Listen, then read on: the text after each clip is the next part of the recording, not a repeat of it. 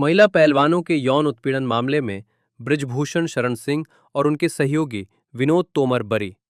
सरकारी वकील मनीष रावत ने कहा कि विस्तृत आदेश का अध्ययन करने के बाद उच्च अदालतों के समक्ष उपयुक्त कार्रवाई की जाएगी।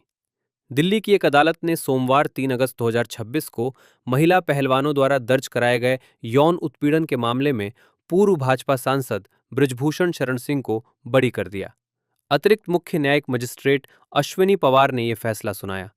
बृजभूषण शरण सिंह के वकील राजीव मोहन ने कहा, ये ध्यान रखते हुए कि दोनों आरोपियों को सम्मानपूर्वक बरी कर दिया गया है, अदालत ने माना कि बिना किसी स्पष्ट कारण के हुई देरी, विसंगतियों, मुख्य मुद्दों पर विरोधाभास और सभी शिकायतकर्ताओं के घटना के बाद के आचरण ने उनके बयानों को अत्यधिक अविश्वसनीय बना दिया। अदालत के बाहर पत्रकारों से बात करते हुए बृजभूषण शरण सिंह ने कहा कि पहले दिन ही मैंने कहा था कि अगर मेरे खिलाफ एक भी आरोप साबित हो जाता है तो मैं फांसी लगा लूंगा। अदालत ने अब मुझे सम्मानपूर्वक बरी कर दिया है। मैं खुश हूं और अपने वकीलों का आभारी हूं। पूर्व भाजपा सांसद ने आगे कहा, फिलहाल मैं बस इतना ही कह सकता हूं। अदालत के विस्तृत आदेश को पढ़ने के बाद मैं आगे टिप्पणी करूंगा।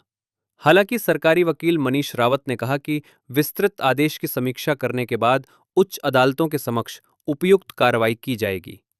अभियोजन पक्ष मजिस्ट्रेट अदालत के इस फैसले को दिल्ली उच्च न्यायालय में चुनौती दे सकता है।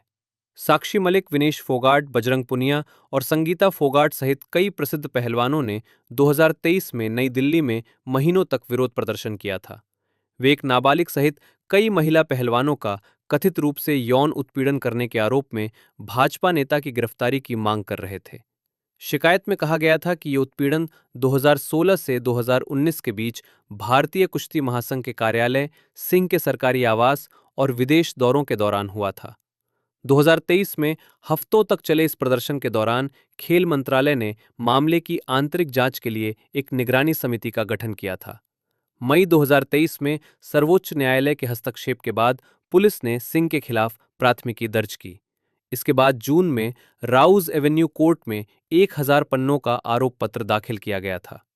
निचली अदालत द्वारा पूर्व सांसद के खिलाफ यौन उत्पीड़न, आपराधिक धमकी और महिला की लज्जा भंग करने के आरोप तय किए जाने के बाद सिंह ने उच्च न्यायालय का रुख किया था।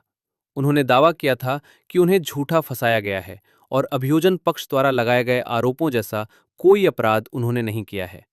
बृजभूषण शरण सिंह ने अपनी याचिका में तर्क दिया था कि जांच पक्षपातपूर्ण तरीके से की गई थी, क्योंकि केवल उन पीड़ितों के बयानों पर विचार किया गया जो उनसे बदला लेने में रुचि रखते थे। उन्होंने कहा था कि आरोपों की असत्यता पर ध्यान दिए बिना ही निचली अदालत के समक्ष चार्जशीट दाखिल कर दी गई थी। पिछले साल मई में दिल्ली की एक अदालत ने दिल्ली पुलिस द्वारा दाखिल उस क्लोजर रिपोर्ट को स्वीकार कर लिया था, जिसमें एक पहलवान द्वारा दर्ज कराए गए यौन उत्पीड़न के मामले को रद्द करने की मांग की गई थी।